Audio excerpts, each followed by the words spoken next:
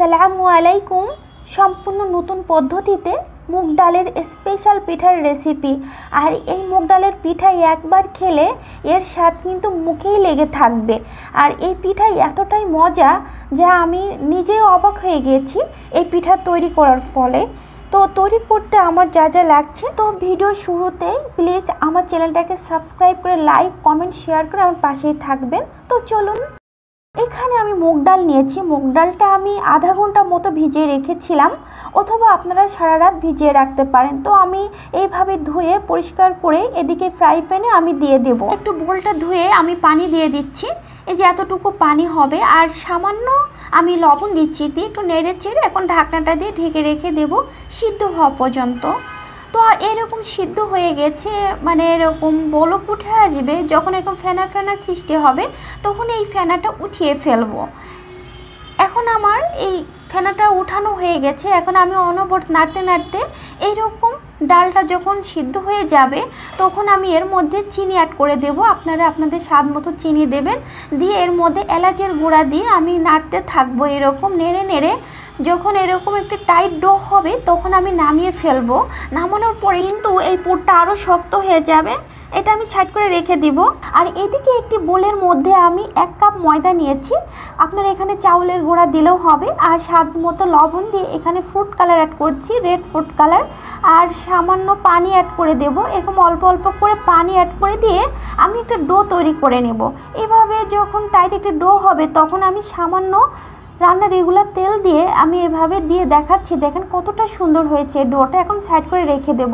আর একটি ডো তৈরি করব। এখানে সামান্য পানি দিয়েছি এবং গ্রিন ফুড কালার অ্যাড করে এর মধ্যে আমি ময়দা দিয়ে একটি ডো তৈরি করে নেব। যেরকম ডো তৈরি হয়ে গেছে, আর এদিকে আবারও পানি অ্যাড করে দিয়ে আমি আরেকটি ডো তৈরি করে নিচ্ছি। শুধু ময়দা দিয়েই এই সাদা ডো তৈরি করে নিব। এটা এখন সাইড করে রেখে দিব।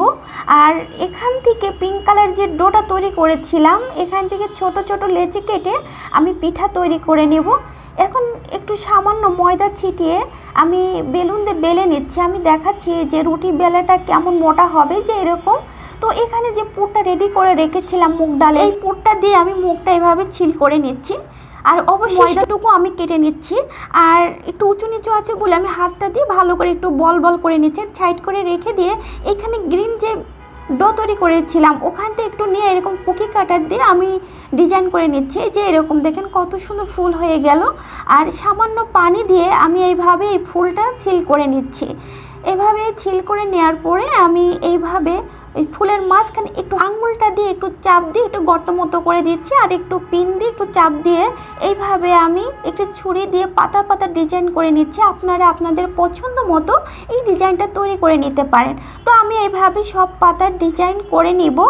নেওয়ার পরে আর এই যে মাঝখানে যে গর্তটা আছে এখানে আমি পিঙ্ক কালারের সামান্য ডো নিয়ে আমি এইভাবে মুখটা ছিল করে দিচ্ছি। তো দেখেন কত সুন্দর হয়ে গেল পিঠা। আমি এইভাবে সব পিঠাগুলো তৈরি করে নিয়েছি।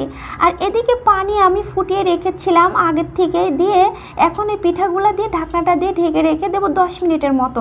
তারপরে একটু নেড়ে চেড়ে আমি এটা ঠান্ডা পানির ভিতরে তুলে নেব। এই যে এইভাবে সব পিঠাগুলো আমি ঠান্ডা পানির ভিতর তুলে নিয়ে এইবার একটু চিনি শিরা করে নেব। এখানে পানি নিয়ে আমি চিনি দিয়ে এইভাবে আমি এই পিঠাগুলা দিয়ে দেব। দিয়ে একটু নেড়ে চেড়ে আমি 5 মিনিট মতো ঢেকে রেখে দিব। এইবার 5 মিনিট পর আমি উঠিয়ে দেখাচ্ছি, দেখেন কতটা সুন্দর হয়েছে। এখন এই পিঠাটা কিন্তু ঠান্ডা ঠান্ডা খেতে কিন্তু খুব ভালো লাগে। আর একটি পিঠা আমি কেটে দেখাচ্ছি, যে দেখেন কতটা সুন্দর হয়েছে। পুরে ভরা মুগ ডালের পুরে ভরা এই পিঠা এত মজা, আপনারা একবার হলেও ট্রাই করবেন বাসায়।